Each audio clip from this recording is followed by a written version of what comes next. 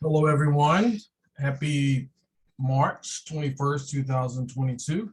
My name is Julius, President of Arlington Branch NAACP, and we thank you for, again, joining us on our March Journal membership meeting. With that being said, we're going to jump right into it. We don't have much time. We're going to suspend the rules because we have a set agenda. All those in favor of suspending the rules and accepting the set forth agenda, please say aye. Aye. Aye. All opposed have the same right. The ayes have it. Okay, Madam Secretary, we are going to, we have some people joining the call. So what we're going to do is we'll take the roll call later on the backside.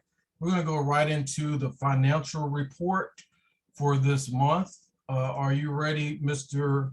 Treasurer? I'll pull it up here. Yes, I am. Okay, second here. I think we have it here. Okay, go ahead.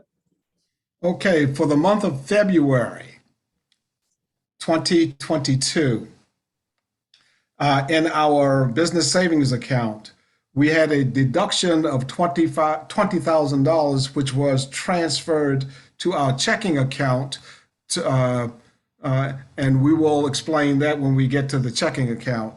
The beginning balance of our savings account was $181,841.39, and after the deduction, $161,841.39.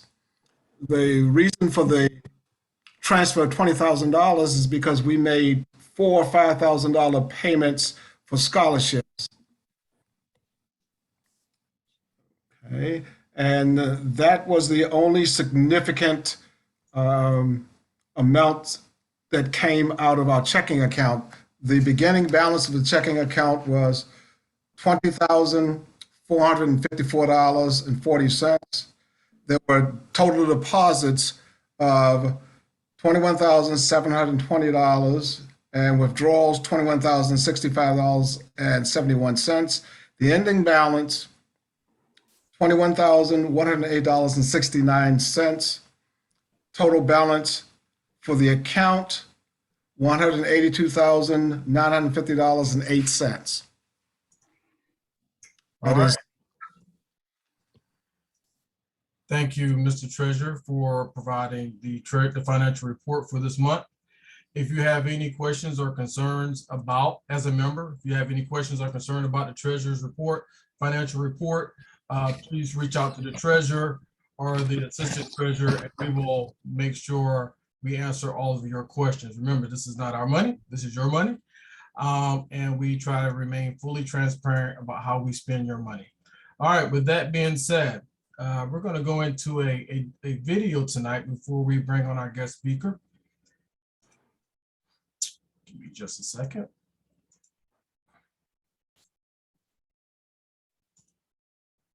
All right, we're going to get started.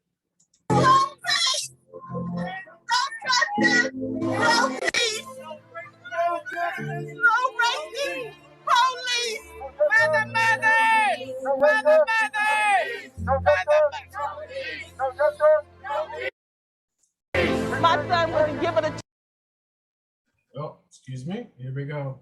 chance to live. I have a chance to live, so I will risk whatever it takes to say his name. Marcus Brown! Say my son's name, Marcus Brown! Say my son's name, Marcus Brown! I don't know all of their names, but what I do tell you is I stand for all the mothers out here who lost their sons to police brutality. Police for racists! Police for racists! Black Lives Matter! Black Lives Matter! Black Lives Matter! Now! Justice! Now! Justice! It's unbelievable that we have to keep doing this. It's embarrassing. Strategic and measured as we battle this system of oppression. We must keep our focus on readdressing the systemic racism.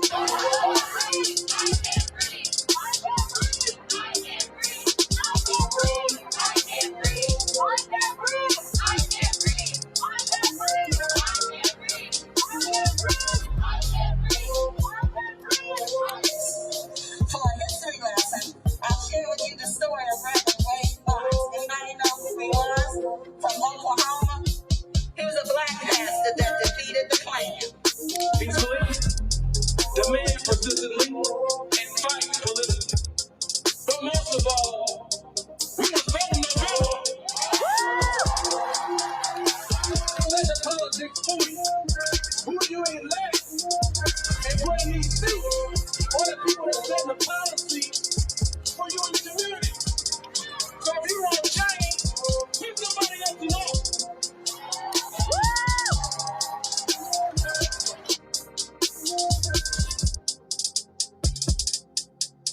The people arrested for marijuana possession are black here in Arlington. 50% of the people arrested for driving on a suspended license are black. 2 times more black Arlingtonians are arrested for trespassing than white Arlingtonians. What we need to do as a community is to reduce our reliance on police and prisons to solve our community's problems.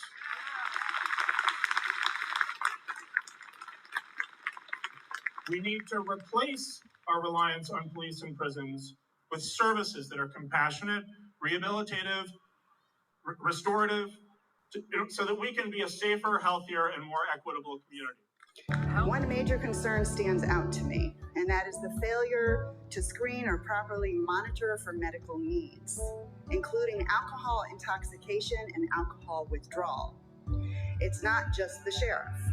In 2015, the police arrested a homeless man named Edward Strawn.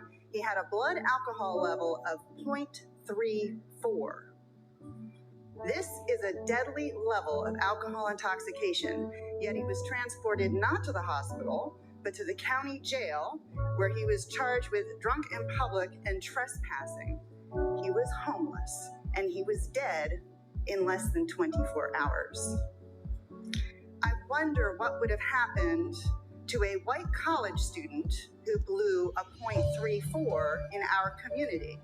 Would he have been transported to the jail charged with drunk in public and trespassing? Absolutely not. I think we all know that's true. We are failing men of color. We are failing people who are homeless in this community, and we do not have proper detox procedures in the jail or through the police department. Thank you. The NAACP Arlington chapter continues to call for answers tonight. Meanwhile, Daryl Becton's family has now retained counsel. I looked at the case of Mr. Becton and thought about what if he was my brother, or what if he was my uncle, or even my father. It has been a year since family members learned of Daryl Becton's death at the Arlington County Detention Center. This family who came to us were asking questions, but no answers were returned. In a statement last October, officials said Bector was found unconscious in his cell and later pronounced dead. But even now, his official cause of death has not been released to the public. We are troubled by what we've seen and heard. 7 News has now learned from the Office of the Commonwealth's Attorney that a man who worked with the jail's healthcare provider, Horizon Health, is now charged in connection to Becton's death investigation. The suspect, Antoine Smith, is accused of falsifying a patient record. We've asked the Sheriff's Department about their protocols, about their procedures, about how they intake, and do health checks. That's part of an ongoing conversation. Following the Horizon employee's arrest, the county is now terminating Horizon's contract with the jail. They'll start with a new healthcare provider on November 15th.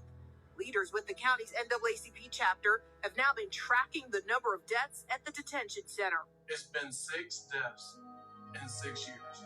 And what they found is that many of the recent inmates who died have been men of color.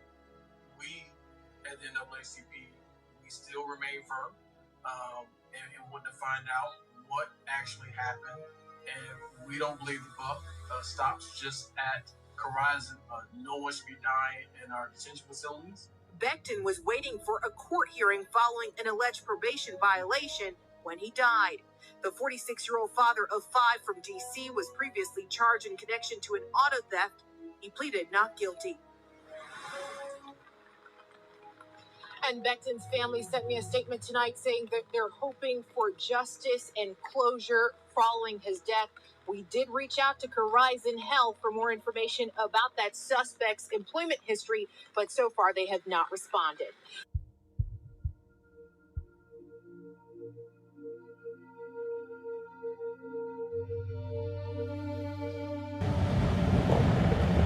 Just about an hour ago, we filed a $10 million lawsuit in connection with the death of Daryl Becton. Daryl Becton was a 46-year-old young man that was held at the Arlington County Detention Facility. He did not receive the medical care that he needed, and as a result, he died tragically very shortly after he went there. This is a preventable death, as the lawsuit points out. And I get a phone call saying that my son is dead, and I'm just like, what? I mean, this is just out the blue. My son is dead, and I mean, it's just like, I'm so mad. I'm hurt, and I'm disgusted, and I'm fed up, and I hurt every day. I don't even know what's going on. I'm just all he gonna see. He didn't even address anything. Are you Daryl Becton's mom? But yes, your son is dead. That's all. That's what he said to me, and I'm hurt. I'm really hurt because it could have been addressed another way. Nobody was home at the time that I was in there, and I was just like, I'm lost for words at this point. I really am. I'm just mad. I'm mad. I'm mad. I'm mad. I'm mad. Oh God, I'm just mad. And it's not fair. I done lost 3 people already in one, and the whole damn year ain't even went past. And I don't understand a lot of things. I'm hurt. I'm about to lose my damn mind because I don't even know what's going on. Every day it's a. The lives of these individuals matter. This family cares deeply about this individual. You don't have to have a fancy shirt and tie to be an important person. You're an important person when you're meaningful to others and to God.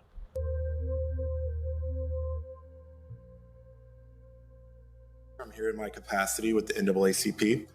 A couple questions, couple statements. How can a county with a Black population of 9% have a jail population of over 70%? After 7 deaths, a $10 million lawsuit, an impending Department of Justice investigation, and years of outcry from this community, you all have been silent on this issue. The deaths are accelerating, yet we haven't heard a peep from this board on what you're doing to solve this. This is and will become your legacy for communities of color in our community. Inaction from our elected leaders at a time when Black lives are again on the line. We managed to do just this. Anything else is simply performative. It cannot be accepted in this community. If we can find the money to build a $70 million park, we can find the money to make sure that people in this community stop dying in our jail. Thank you.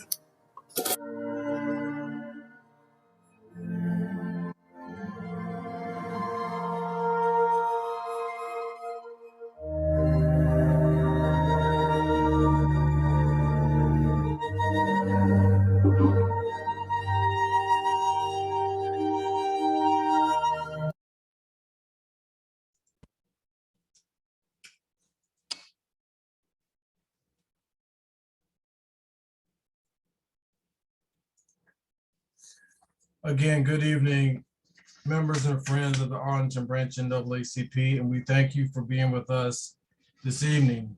Hats off to our third VP and many others who put that video together and thought it was important that we share it tonight with our members.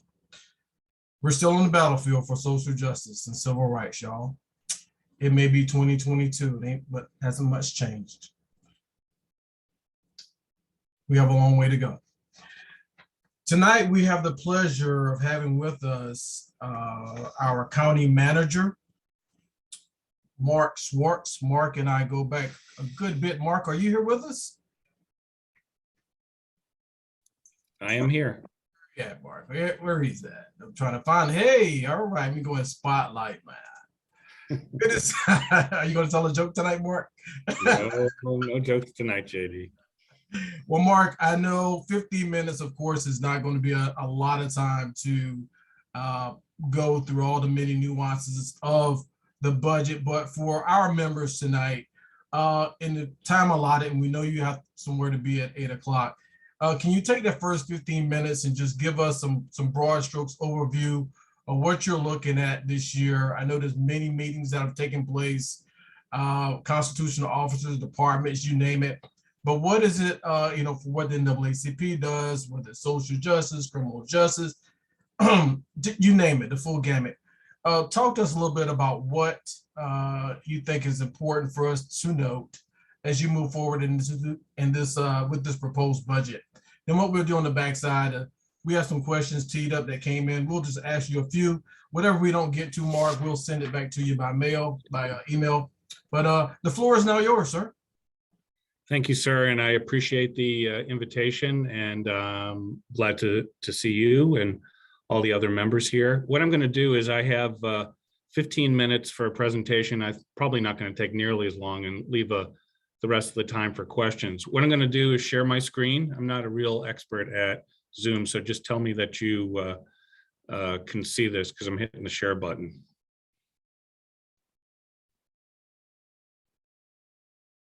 Okay. I can see it. You can see it. Okay, great. So what I want to do is I'm going to bring you up to date on where we are in the process, but I wanted to start with, we have a $1.5 billion budget. And just to give you an overview of how this budget stacks up to the last few years, because we've been through the pandemic. Our revenues are up. They're growing at a fairly strong rate. We're not quite back to where we were before the pandemic. And we have managed, the one thing I'm very proud of what we've done over the last 2 years, which was to essentially continue to provide in-person services as needed, and then reinvent ourselves to provide virtual services. It was only, I think at this point, 2 weeks ago, when our last department came back in some form during the week to have people here at their desks. We're still providing a lot of virtual services, and that has been a big plus. And also the services we provide over the last 2 years, our biggest public health effort in history, and not so much just focusing on making sure that people were getting vaccines and taken care of, but the real work we did on eviction prevention, and at the beginning, people focused on providing food for those people who didn't have it. A lot of work that's still ongoing and very active. And then finally, the biggest challenge we face, which is not unusual to anybody else out in the employment world, is recruitment. Now, I've asked for some new positions in the budget, but one of the things that we have focused on and highlighted as we've had conversations over the last month going through each departmental budget is there are many places, not all places, where we're finding a very, very difficult recruiting environment. And that is true, I think, in private industry as well as governmental industry, government. And so when I proposed my budget on February 12th, at this point about 5 weeks ago, I paid close attention to what the county board guidance was. And we had built a budget last year, which relied, fortunately, on a lot of federal funds that came through the CARES Act or the American Rescue Plan. And in proposing this budget, I made sure we cut back on our reliance of that one-time money to fund ongoing costs, cut that in half, which required cutting about $8 million out of the budget that was relying on one-time money and moving that to an ongoing source of funds. And then also proposed a budget with tax rates staying steady. That doesn't mean your tax burden isn't going up, because for most people, they saw an increase in their real estate tax bills. And we were also charged by the board to look at equity considerations. I'll talk a little bit about that, the workforce, and then also you can see the other items on that slide. So I don't have to read them to you. So overall, you can see tax revenues went up 7%, which is a fairly healthy increase. Real estate assessments, our biggest source of revenue, was up almost 3.5%. But most of that was on the residential side. And then on the commercial side, a bit of a surprise that we were even positive, given the what we have experiencing right now is about a 20% commercial vacancy rate. And then our consumption taxes have really been bouncing back. It's a 19% increase, but again, that's from a very low base over the last 2 years. We're not back to where we were before. The budget, we're almost a $1.5 billion ongoing concern. And you can see that our biggest cost actually, as it should be, is the transfer to the Arlington Public Schools of $576 million. That was an increase of almost 9%. And you see the county operating budget went up about 3.5%. Wanted to give a little bit of context because, as I said, schools are our biggest and our most important expenditure. You can see that over the last 5 years, you can see the percentage change in the adopted transfer to Arlington Public Schools. And also we graphed that with enrollment. You know, our schools, I think, have been going through some very difficult periods of time over the last 2 years with a little drop of enrollment. And frankly, all schools across the country have been performing some heroic acts to make sure that teachers can come in and teach our kids. But there's a lot of work to do there. And we're very happy that we're able to provide that additional funding to our schools. Let me go down to the next page here. I wanted to spend a little bit of time talking about, I think many of you have probably already seen this, the 5 questions that we ask. And we started off our budget work sessions with the county board. They started back at the very beginning of this month. And I thought it was important. The first person who spoke to the county board about our budget was Samia Bird, our Chief Race and Equity Officer, who spent some time describing not only her role, where she was sitting in on all the budget conversations, but also the role that all county staff took in taking a look at our proposed expenditures. And we went through each of the departmental budgets and asked those 5 questions you can see there. Who's benefiting, who's burdened, who's left out, how do we know, and what did we do about it? And you know, those questions, when you get to a very granular level in the budget, sometimes those questions don't really reveal an answer. Sometimes we don't have the data that reveals an answer. As I was going through, I wanted to make sure, at least in my mind, the 3 major things that we were focusing on from my perspective was, let's see how we're continuing along in our trip with Destination 2027, the health impacts, people of color. Again, this is absolutely uncontroverted. If you're a person of color, if you're living on one side of the street as opposed to the other, and you're a different color, you have a much shorter life expectancy in the county. How are we doing on that? How are we also doing on our school achievement gaps, which have a big, I don't want to say big, there's a gap, a racial gap there. And then also, most importantly, the place where we have a lot of control is our land use policy and the amount of money we're investing in housing. So we asked each of those 5 questions on all the budget presentations. We focused on some of those 3 major areas there, and then also making sure we're following through on our commitments. Now, we had a lot of work. I see Kent Carter is here. Hello, Kent, who is on our police practices group, and some other members here. We did that work back in 2020. And we're in many places, it's more than a year since then. We made investments, the county board did last year, to make sure we're following through on those commitments, to make sure that our police are not the first responder for mental health crises. We've invested a lot of money in that. The challenge we've had is hiring the people and standing up those the staff to make those changes.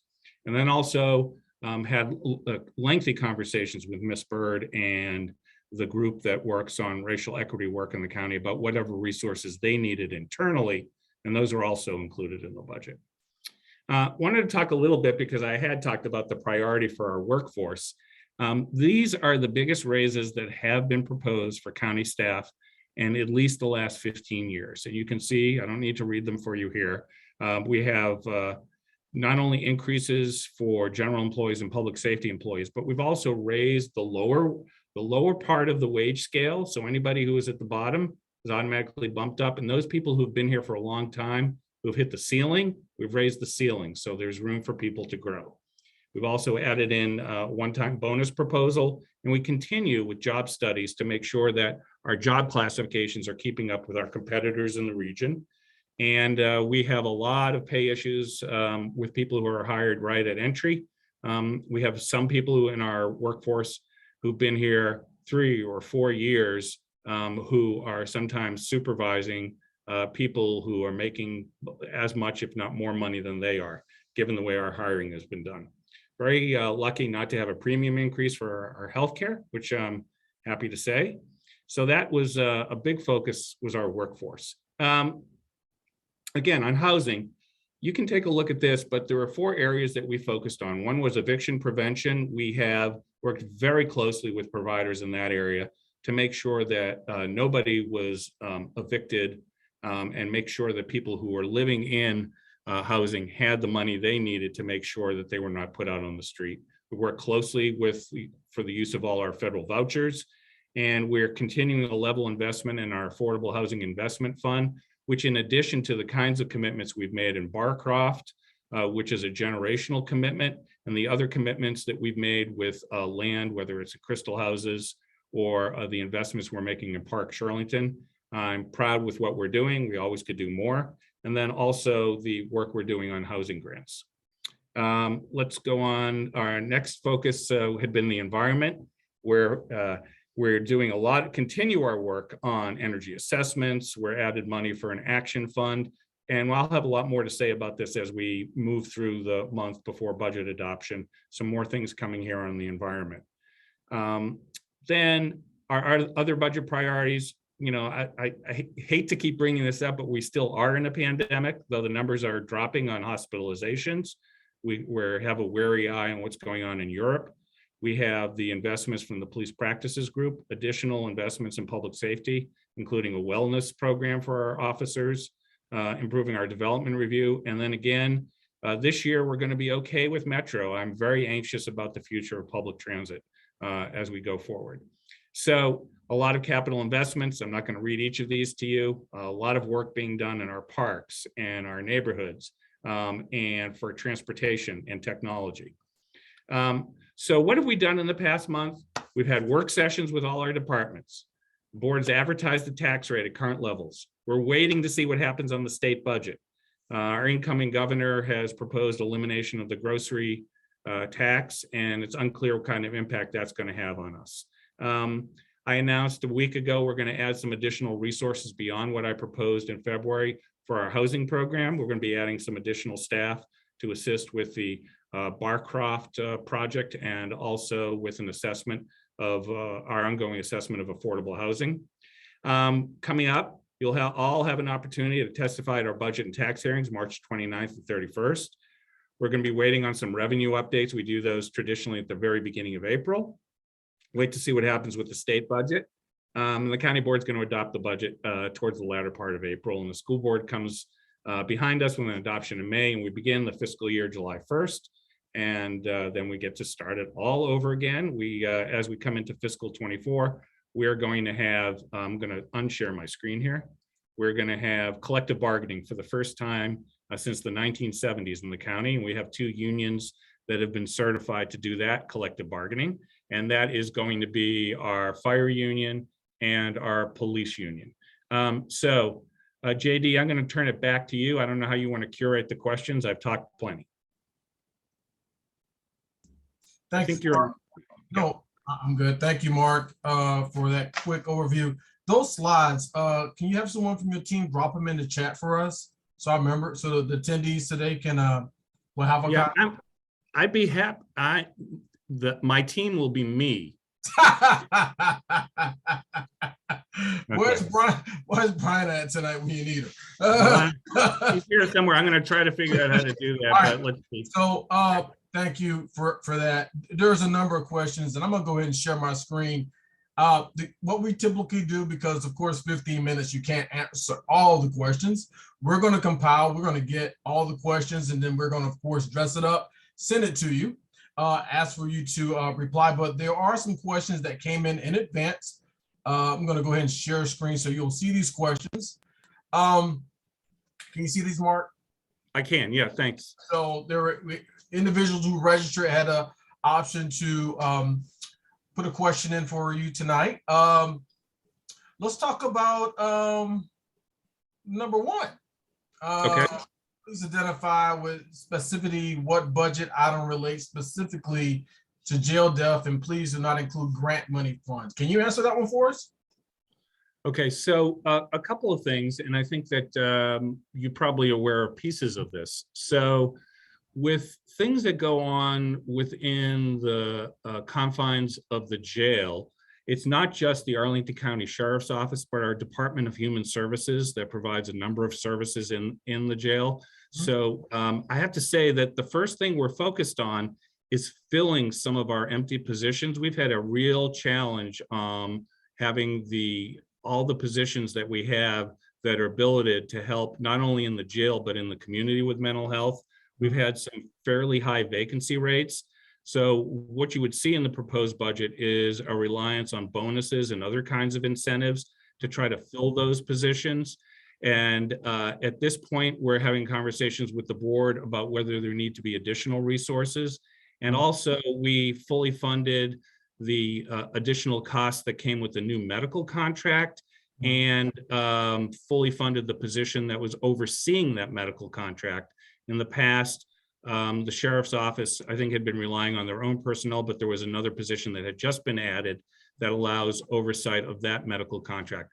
That's specifically about the jail death, what's happening in the environment of the jail. I did make mention earlier about how we made a lot of progress, I think, with some recommendations about co-response for people with mental health issues. And that has been a real struggle for us, as it has been for a lot of communities, to make sure that the first responders who are showing up aren't always police officers. So that's again, a work in progress, but it's been a real challenge here and in other communities. Yeah, thank you. Another question that came up, and again, there's plenty of them in the chat, but I'm gonna, go to these individuals who wrote into us first. In general, is there a concern on your part about our unleased vacant office space right now in Arlington as a county manager? Yes, there's a big concern on that part. Does this have an impact on the tax revenue? That's the question. Yeah, it does. And I mean, I feel like, and somebody here is going to know the Bible better than me, but there's got to be a parable where you're like, you die of thirst when you're surrounded by floods. And so this is what I'm thinking a little bit about, sort of that parable, which is that we have a lot of people who want to live in our community, and we've got a lot of empty space in our community.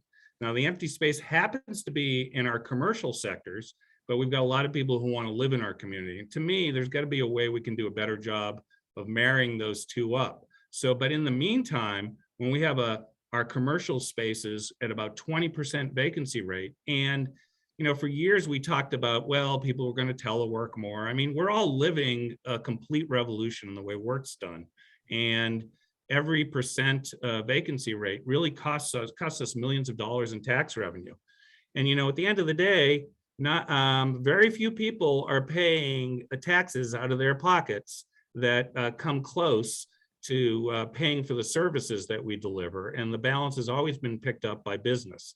And so when we have those vacancies, that puts a lot of stress on our budget. In the last year and a half or 2 years, we've been helped out by the federal government.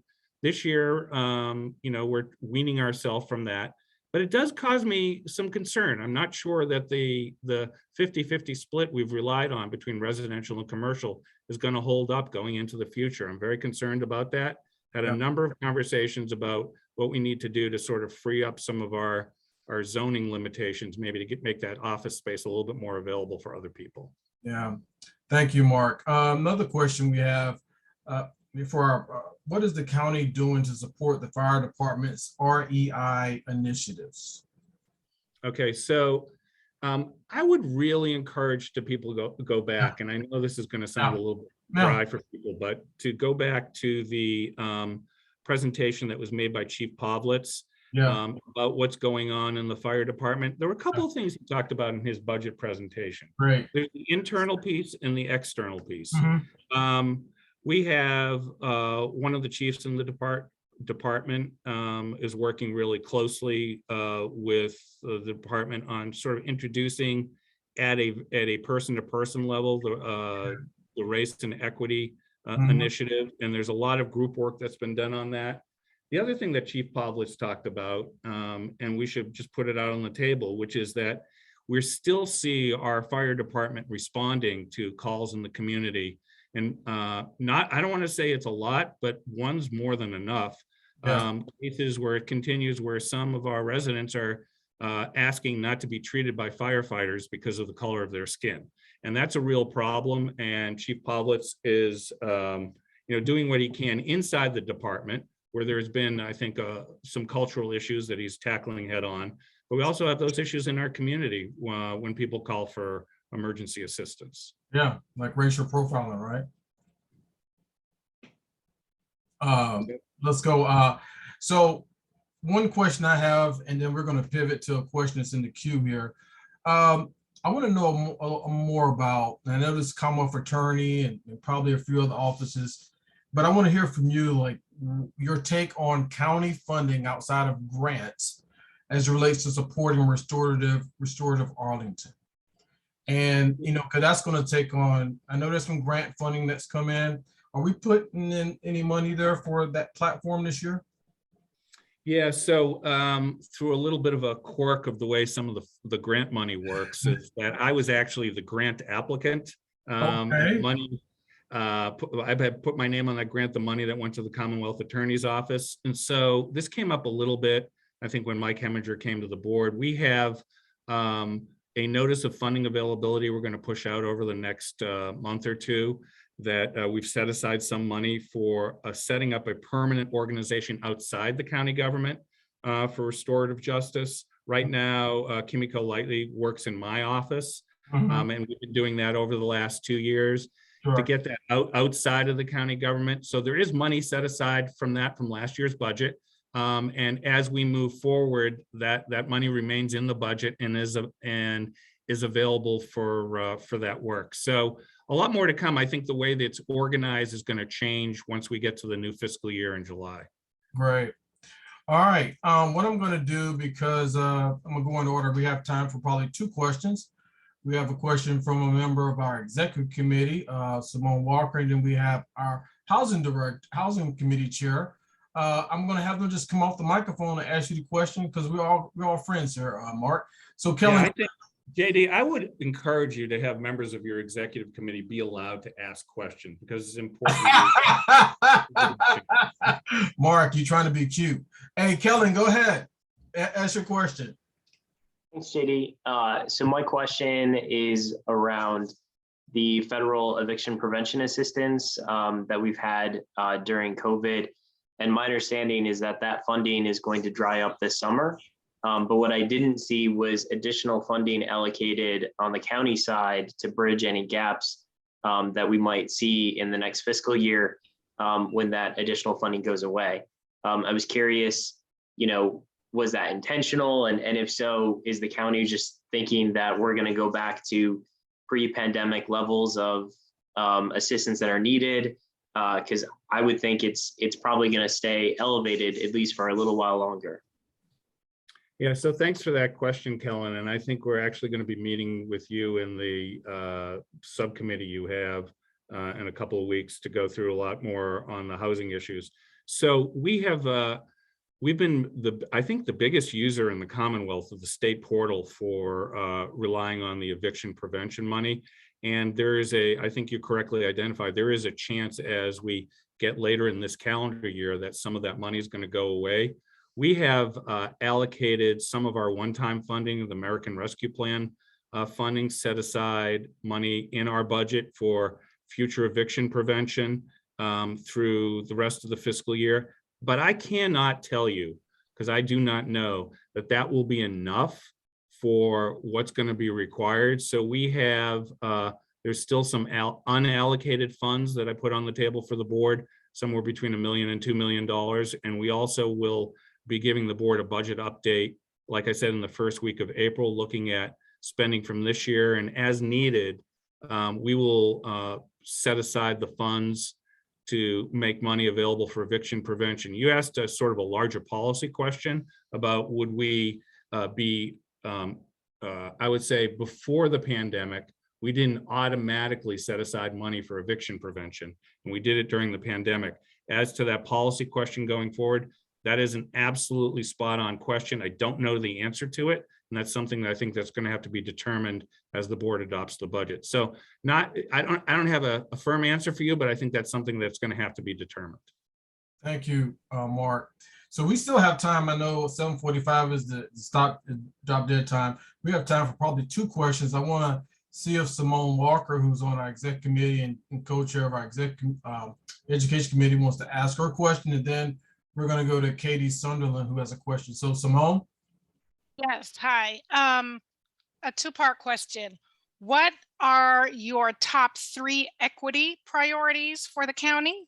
And what steps have you taken to, if any, to implement any equity toolkits in your budget to ensure that equity is not overlooked and is prioritized as you are developing your budget?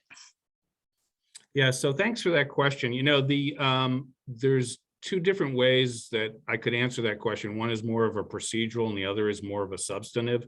I think I laid out in the slides, at least when I was going through, the 3 areas that I was looking at. One is sort of just the general health and well-being of the population based on certain metrics. We have a dashboard that we use based on census data that takes a look at where we are on investments in the community. So we did that as we're going through on the health metrics.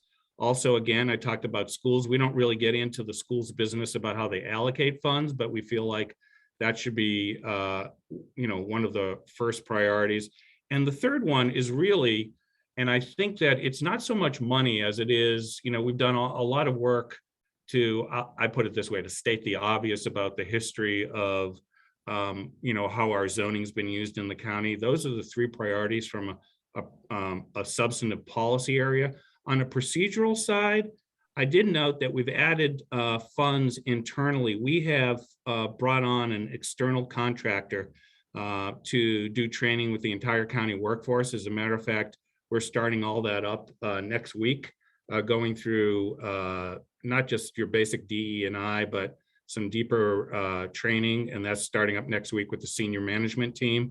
We've also, that's number 1. Number 2, we've had a number of training modules offered to every person in the county. And number 3, we've been working really hard at it, is just because, and I was a little bit anxious. I love Samia being our Chief Race and Equity Officer, because I think it's fantastic to have her energy and her drive. One of the things I was a little bit concerned about was by picking someone who's a Chief Race and Equity Officer, there might be certain people in the organization who said, oh, okay, we've got somebody to take care of that. That's going to be that's going to be how that issue is handled. And working very, very diligently with people to let them know, and this just happens in a one-on-one basis. It's not something that you're going to see in the budget, but just talking to people about how this is not a flavor of the month. The resolution was passed almost 2.5 years ago. And I feel like we were doing work before that, but those are sort of on the three procedural things that we're focused on. I'm happy to get into more detail offline.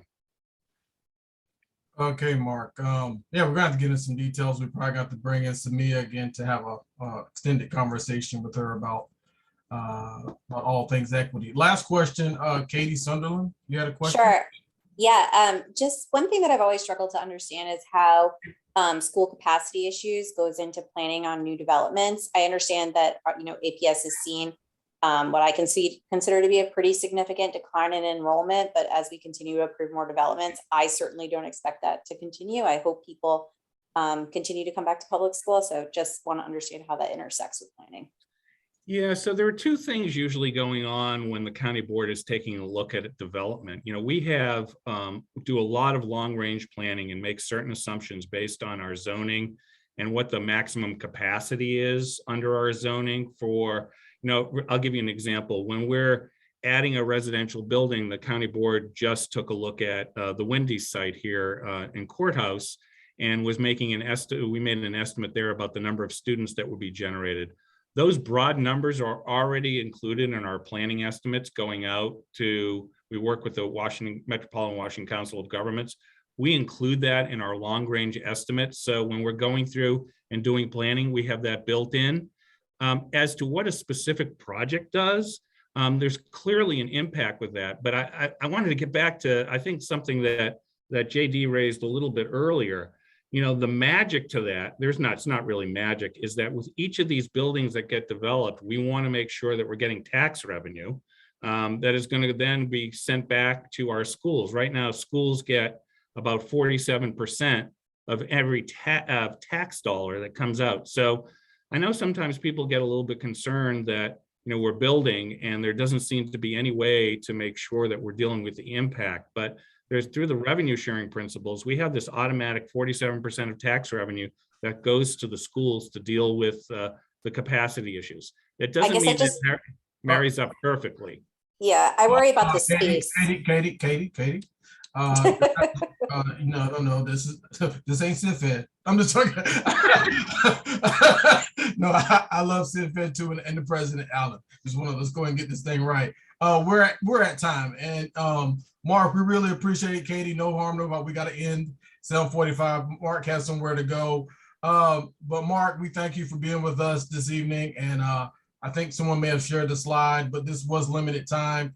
Again, Katie, don't feel we can. You know how to get in contact with Mark, and so does everyone else. We have a lot to cover, but thank you for your time tonight, sir. Yeah, I want to also thank you and all the members of the NAACP. You work really hard, and keep up the good work. So be in touch with you. We're going to continue to agitate, Mark. You already know that. Really? Yeah. You got to make that kind of trouble, John Lewis stuff. There you go. All right, take care. Thank you. Bye. Yeah. Real quick, everyone, before we move into the next part of the agenda, thank you for your questions. I do want to take a moment, and then we're going to have a moment of silence. I hope Reverend Davis is still on, because we should have did this at the beginning, but I do want to recognize a delegate who's with us, Honorable Patrick Hope, our Commonwealth Attorney, the Honorable Person Dekani Tofty, and School Board Member Mary Caderna. Thank you for joining us. Real quick, we have to just take a few moments.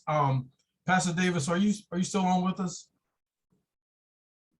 Yes, Mr. President. If you don't mind, just a minute or two. We had that first showing of today was very deep, and I know we had to get right in and see Mark, have him speak before he leaves. But can we have a moment of prayer, just a minute or so, and then we'll get back onto the agenda? Yes, of course. Let us just take a moment this evening to center ourselves.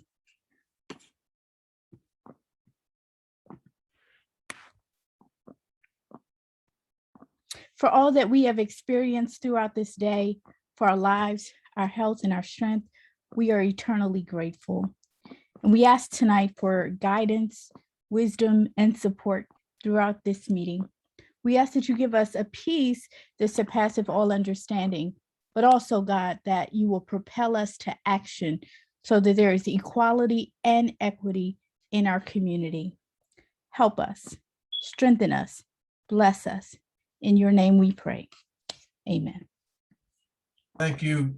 Thank you, Pastor Davis, Chair of our Religious Affairs Committee, and thank you as well, Vice Chair Rosa Dunkley, for being on. All right, we're going to pivot and go right into our small business spotlight tonight.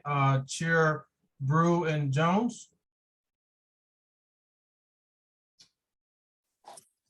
Hey, Jiggy. Can you hear me? Yeah, I can hear you, but I can't see you. Okay, give me 1 second. Can I actually go next, JD? I need to do a little bit of a transition here. Okay, well, I know who's ready. I know Political Action. Yes, they got it. Jamie, Megan's gonna bail me out. Jamie's here. You ready, Jamie? Yep, Megan and I are gonna tag team, but yes. Okay, cool. Swap in another Megan. Here we go. So Megan and I are gonna split our time. But we wanted to focus our time particularly on a couple of updates from the Virginia Assembly. The Virginia Assembly wrapped up its session on Saturday, March 12th. As a reminder, we are a nonpartisan organization, and our work here in Arlington as a branch is to support the state conference in their legislative priorities. So just as a reminder, I'm popping into the chat there the state priorities that the Virginia State Conference set out for this session. They were robust. They were a combination of proactive legislative initiatives to advance the NAACP's agenda, as well as some protective measures to secure some of the victories that had been legislatively secured in prior years, particularly in voting rights and criminal justice. So this session, I would describe it as a pretty transitional one within the NAACP's political advocacy, navigating a new political terrain. The state infrastructure definitely wasn't as pumping as it had been last year, but we engaged with everything the state conference was, and we appreciate everyone in the general membership who responded to our calls to action. We also are just really fortunate here in this branch, particularly, to have an unparalleled level of subject matter expertise. And so I think there was a little bit of a tension for everyone here, because we were so anxious to advocate at the state level, and things were just flying. It was sort of a little bit of political whack-a-mole, like the Chuck E. Cheese game, where like things were just happening really quickly. So it was a lot of defensive work. And so there's a lot of work to happen in between this year and next to get organized and coordinated at the state conference level, to get the branches infrastructure up to all branches infrastructure ready to support the state conference. And then our work here in the branch is really to support the types of things that are on both the state agenda and that really uniquely are important to Arlington. And so many of our committee members were fierce advocates working to stay advocating and agitating at the state level. A couple quick updates, and then I do hope we also hear from education, because a lot of things happened with education, particularly, and housing as well. But I'll highlight just a couple. Highlight might not be the right word. I will address a couple.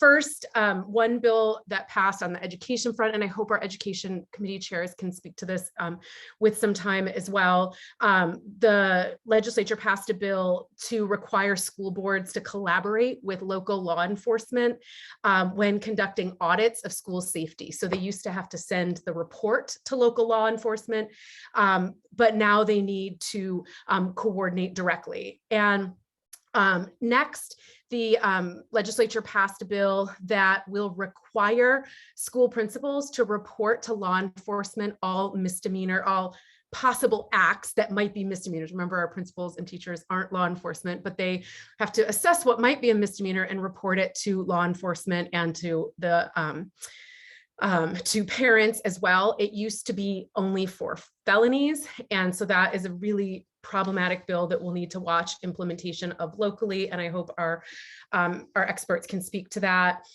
There was some legislation having to do with the use of race in selection criteria for our governor's schools, eliminating the ability to use race in that. Moving off of education, there was a bill that the Political Action Committee is particularly interested in advancing some work on legislative tracking at the county level and in school board meetings. And so there was a bill actually sort of amping up the requirements to post minutes and meeting minutes promptly and rigorously after a public meeting occurs. So the Political Action Committee is anxious to explore that and think about what that might look like. And there was also a bill to study broadband affordability. So I know that's another important initiative here. Two last things with my time, and then Megan will finish.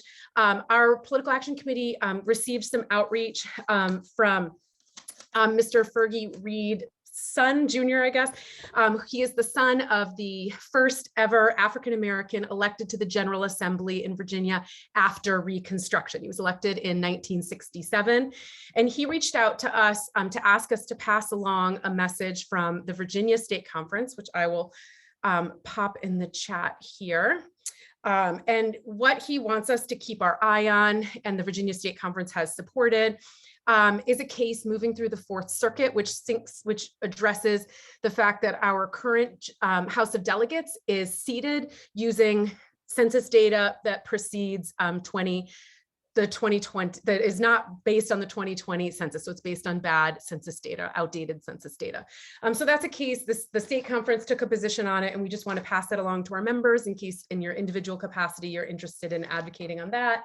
And then last thing, because we have to end on a positive note, we just have to give a shout out that today was the beginning of the confirmation hearing to to confirm the first Black woman to the United States Supreme Court in 233 years of US history. So if you're so inclined, it's our senators who vote on that. And so do feel empowered to write directly to Mark Warner and Tim Kaine and express a vote of support. It would be just a powerful way to express your political advocacy at this historic moment. So feel free to drop them a note while we this evening and express your request for them to vote for the confirmation.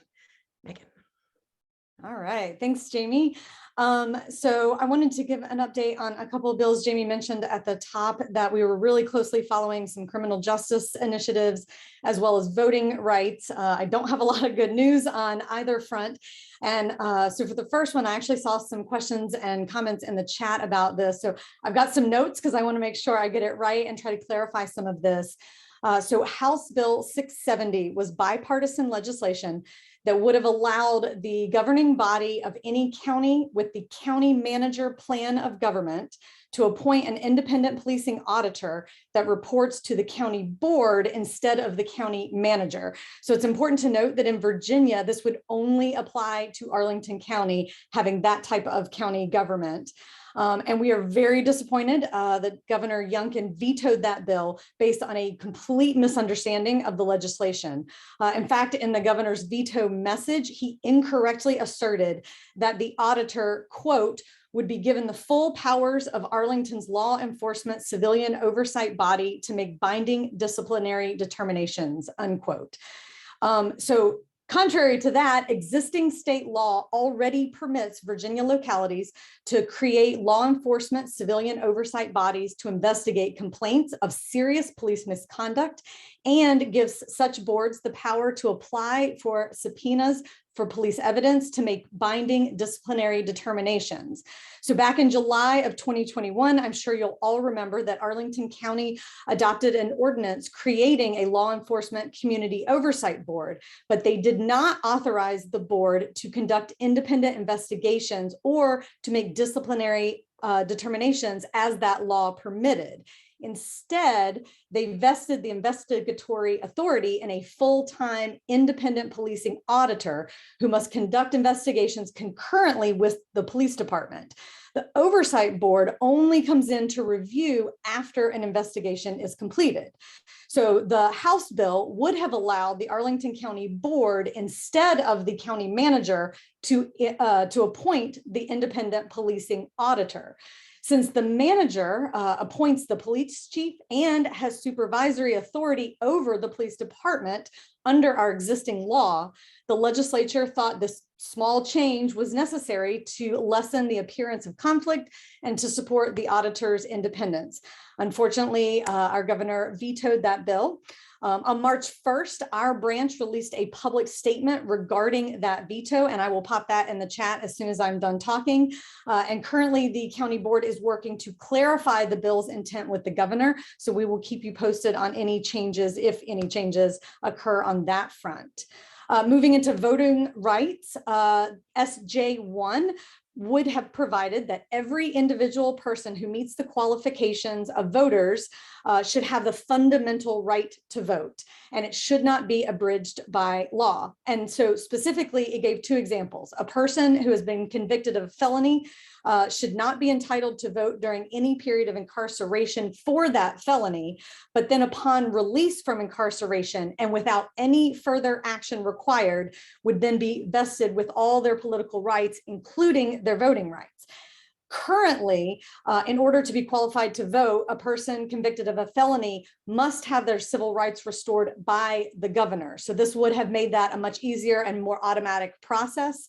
Unfortunately, after a long 2-year process to even get to this point, it was approved by the Senate on February 15th, but then it was passed by indefinitely by the House subcommittee. So this is a huge blow to equal voting rights, and it keeps voters from being able to decide in November if that should have been adopted in the Constitution. So again, we'll keep a close eye on that and continue advocating. And as Jamie said, I want to end on some sort of a good note. On one bill that we did not want to pass that did not make it anywhere, House Bill 24 would have required identification containing a photograph in order to vote. And luckily that died in House subcommittee, which is good because that would have restricted voting rights as well. So a lot of hard work, and we didn't get all the progress that we wanted or that we've seen in previous years. But as JD said, we will continue agitating and advocating for what we know is right. So JD, back over to you. Thank you, Megan and Jamie, for your hard work and attention to detail. Lots going on in political action. There was a few questions that came up in the and you referenced the Education Committee. So I had a conversation with the Executive Committee, I think last month, yeah. So NAACP branches you can have up to 20 some odd committees. So I just want to be clear. You know, every committee is supposed to report to the Executive Committee, who then those committees are supposed to report to the general membership. There is no way. There is just no way.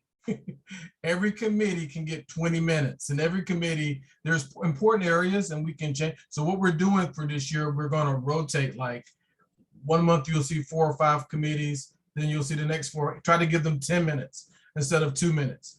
And then they're submitting their reports as well. So if there's information that you want to look into or need to follow up on, read the report. If you want to be more specific, reach out to those chairs or attend the meetings themselves, have to attend those meetings, and you can get some clarification. Because there is a lot of information that you can't cover it all in 10 minutes. You can't cover it all in 2 minutes. So I just wanted to let everyone know what's going on there. Are you ready, economic development? I am ready, JD. I didn't realize I had two features in tonight's agenda. So appreciate my friends in political action for taking over for a GIF, but I am ready with our small business spotlight.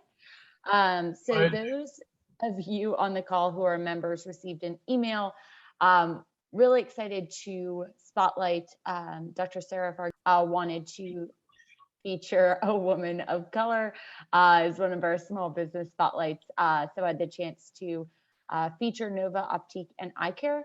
What's really unique about this organization in particular is it's a mixture of the fashion and the medical component. So they offer a wide variety of eye care treatments, anything from specialty contact lenses, dry eye treatment, LASIK referral, have the latest technology to support all of your health needs. But one thing that Dr. Berge was very specific about is she also wanted the opportunity to blend fashion, particularly around leveraging small businesses and boutique frames. So that is something that's incredibly unique about their group and organization. Something that Dr. Varghese was really excited to share. So I am going to drop their website in the chat and recommend y'all check them out. In terms of the Economic Development Committee updates, again, our big focus is outreach to small business owners of color, so we can continue to spotlight them in emails to our membership, on our website, and on social media. And encourage our membership to frequent these businesses. That said, we are always growing our list, and we are partnering with our connections in the community to build out our list of small business owners of color. One thing I will say is I welcome folks to email me if you have any referrals for a small business spotlight. In addition, if you're interested in joining the committee, particularly we welcome everyone, and specifically would love to have folks who have a background with different languages or speak different languages. Yes, Alyssa, in terms of outreach via the SWAM process, it's funny that you mentioned that because we are actually, I actually attended an event with the Columbia Pipe Partnership where they had a speaker from the Virginia Chamber of Commerce come and speak about how businesses can become SWAM certified. So we'll be sharing that with the committee. And we also are partnering with the Arlington Chamber of Commerce to talk a little bit more in our meeting on Sunday about how businesses can become SWAN certified, because I know they have a big effort to offer membership discounts to SWAN businesses. So thanks, Alyssa, for that. Call it in the chat. Again, last thing that I would push is we're always looking for more folks to support these outreach efforts to small business owners of color to see how we can support them, both in marketing, but also advocacy at the local level. Particularly interested in folks who have a background with different languages. So my email is in the chat. Would love to hear from y'all. And with that, I will yield my time. I think Kellen is next with housing. Yeah, Kellen is next. Thank you, Megan. While you just for a second, I'm going to put in the chat. We really could use members working on our economic development committee. I know we have how many now? 6 or 7, maybe. Yeah, I think we have close to 8. We just had one join, so but a lot of the meetings for this chamber, for our committee, occur during the workday, right? What I'm going to also do is put into the chat a link to the chamber's upcoming business gala. So if you're interested, since we are members, there is a nonprofit, and we get a discount if we decide to attend. Feel free. I think they're going to have it at the Ritz this year. Thank you, Mike, for putting all those in there. Plus, we have a couple more chambers, the Black Chamber, the Hispanic Chamber. We're trying to extend, right, and be members, but actually do some work with them, work collaboratively. So that's what we can use your help. So come on in with us here at the NAACP and join the fight. We have a government affairs meeting coming up, right, Megan, I think? So yeah. Great job on your part and the rest of the team, okay? Thank you. All right, a lot of good work going on there. So Kellen, are you ready for your 10 minutes of fame? Of course he is. I am, JD, thanks. So an update from the Housing Committee. So we've been busy in the last month. Let me start by talking a little bit about some of our legislative advocacy work. So we were very, very happy to see that some legislation that we developed the legislative proposal for last summer based on the situation at the Serrano ended up being signed, or sorry, it has not been signed into law, but it passed the General Assembly. So we're now waiting on the governor to hopefully sign it. So that was House Bill 802, and it gives local governments the authority to sue on behalf of tenants whose health and safety rights have been violated. And where we think this will be especially helpful is residents who have issues with mold in their units and landlords who won't address those issues and those health concerns. We think that the county, this will give them a lot more leverage to require landlords to address and mitigate these health and safety issues. So we're really excited about this becoming law. We've already started talking with the county about potential implementation, as well as talking to statewide advocates and advocates in Northern Virginia about what would be the best way to have local governments start enforcing this new authority to help especially low-income tenants. So we're super excited about that. And thank you to everyone who participated either in testifying before House and Senate committees or sending emails and other communications to General Assembly delegates and senators is very much appreciated. And thank you all so much for your help on that. I will say the picture is not rosy for just about every other piece of pro-tenant legislation that went before the General Assembly.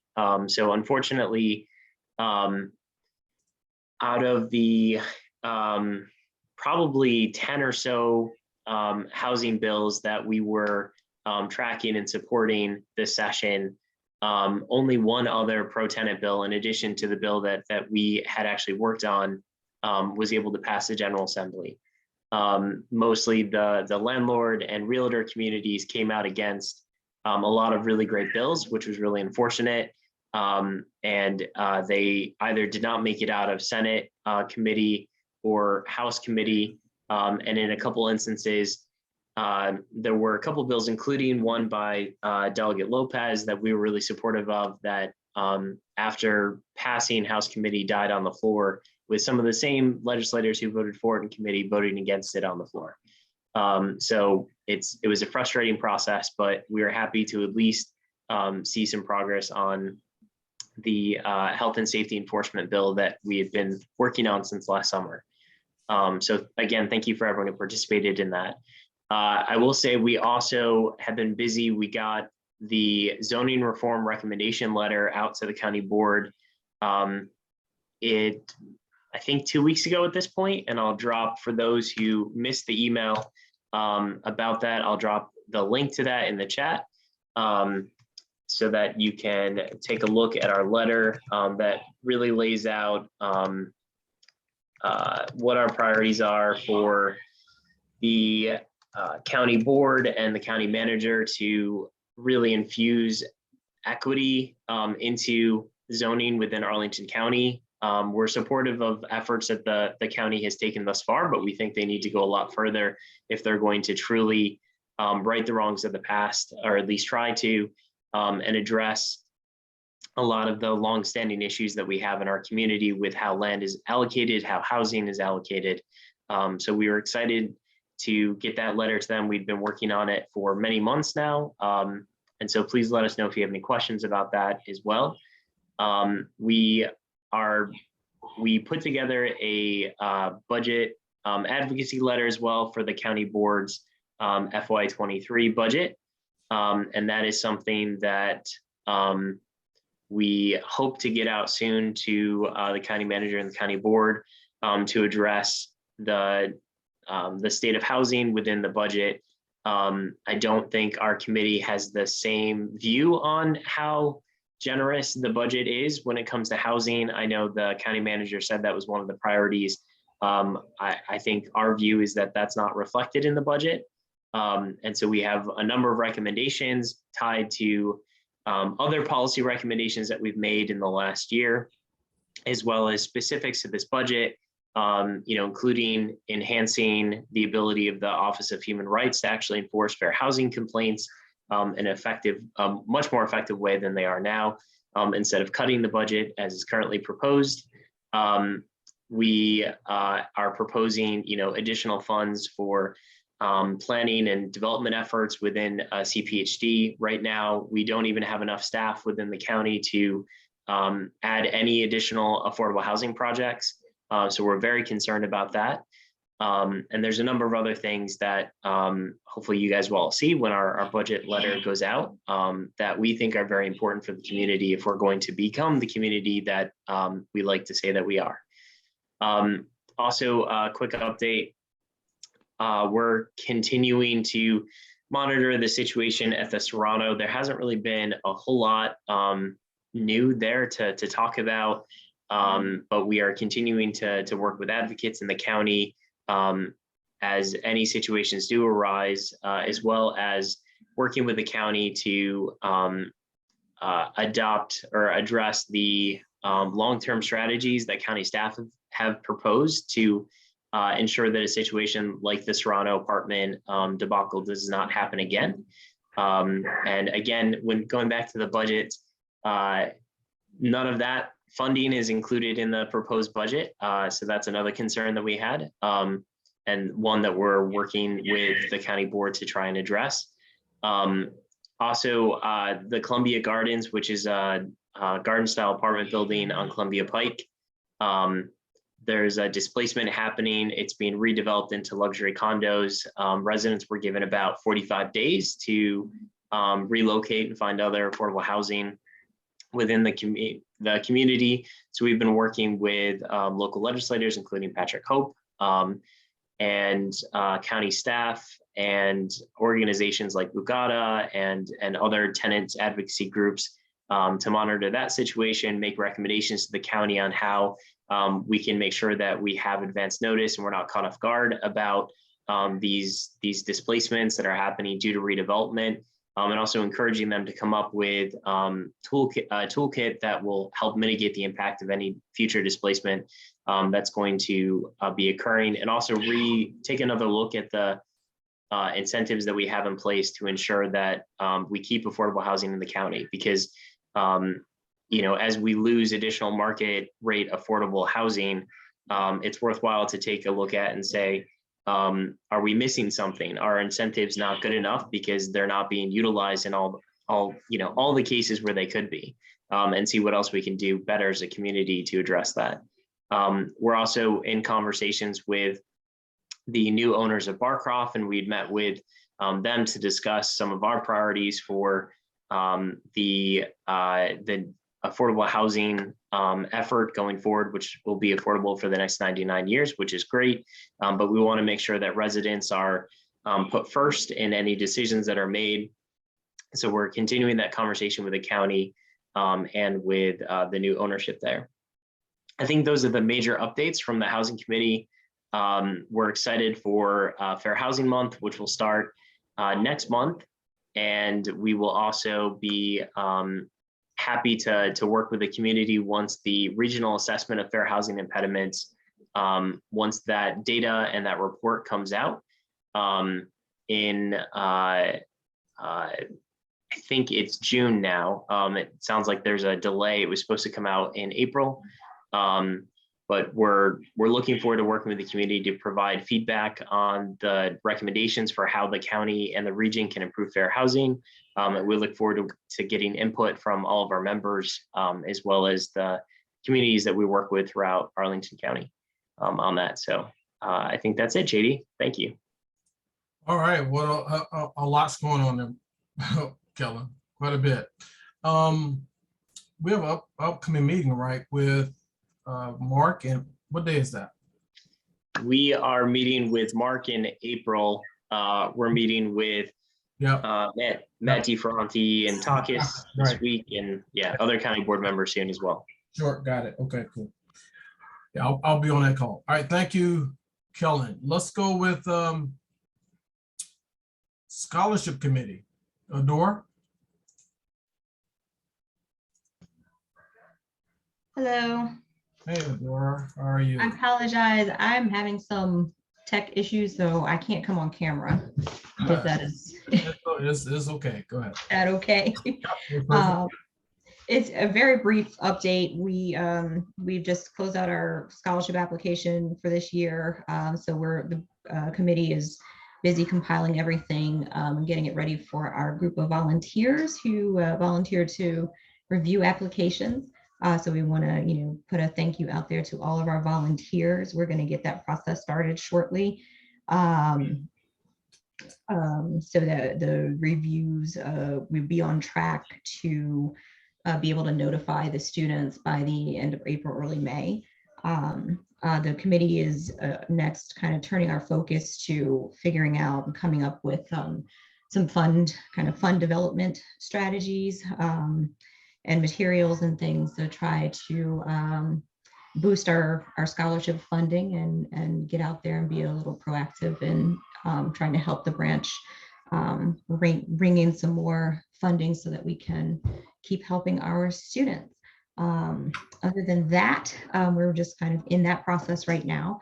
We are open to new members. If any members of the branch would like to join us in this work, we would love to have you. And that's all I got. Yeah, how are we doing with the readers for the scholarship applications? I saw the number of total applications that we received. It was not as many as last year. Mm-hmm. But how many readers do we have? We've got a group of about 10. So we have ample readers to review the applications and get multiple eyes on each application. Sure. All right. I will. Okay, great. Thank you for that report. I think I missed the last meeting, but I'll reach out to you and the team here in the next day or so. Okay. All right. Thank you very much. Great job. Thank you. Environmental and Climate Justice Committee. Hello. Hey, hey, Gabrielle. Hey. You see me there?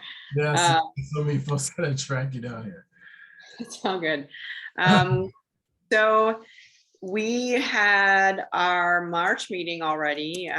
We have the notes sent out on the combined package, but just as a brief overview, we were supposed to have a speaker from the Virginia Department of Environmental Quality.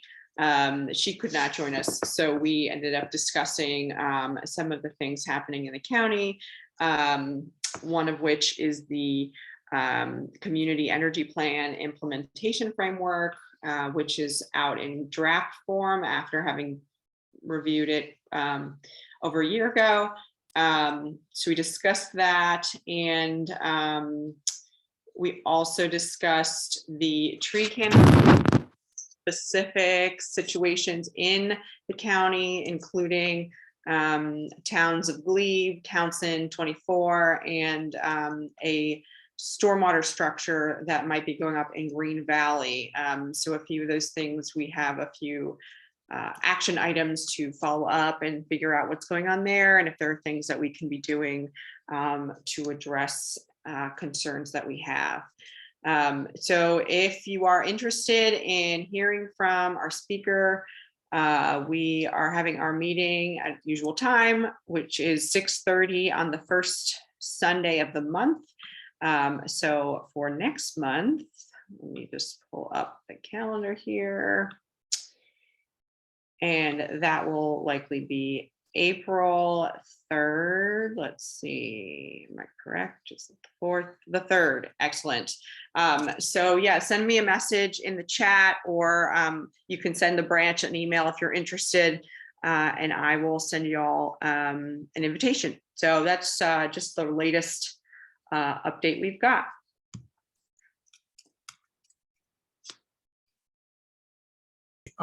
Thank you, Gabrielle. Is Kenyatta on tonight? Kenyatta on tonight? I don't believe she is on tonight. Okay. Thank you for everything that you're doing there. I just want to put it out to the membership. We still have 85 individuals on the call. If you're interested in serving on our Environmental and Climate Justice Committee, or even holding a position of leadership in that committee, please reach out to Gabrielle or Kenyatta and let them know your desires, or just email us at NAACP Arlington branch, because we can use your help in this area. All right, well, thank you, Gabrielle, and all the best, and keep up the good work, okay? Sounds good. All right. So we are way ahead of schedule, and that is perfectly fine. We can do that every once in a while. It's I don't have that many remarks. If anyone on the call wants to donate to the scholarship, yeah, thank you, Adora. If you want to donate, we have a link. I don't have many remarks remaining for tonight. You know, it's been tough for a lot of us in all of our committees. I remind you that what we do is volunteer work. No one's getting paid for this, right? So it takes up a lot of our time, personal time, but so proud of everyone on our committees and our chairs. They're doing amazing work across the board. And I think Jamie talked about it a little earlier. We have some, you know, areas of expertise here that you may not find in other nonprofit social justice organizations, and everyone, you know, every day is not a rainbow day or Sunday, or we're happy go lucky, but it's we make things happen, and everyone has got to come together when it's time to come together, and we just make it happen. So hats off to everyone. It is actually 8:23. I'm going to stay on to at least 8:35, because I usually stay at 8:45 to entertain any questions that may come up. We have done what's set forth in the agenda on time tonight, and that concludes the meeting. The meeting is now adjourned.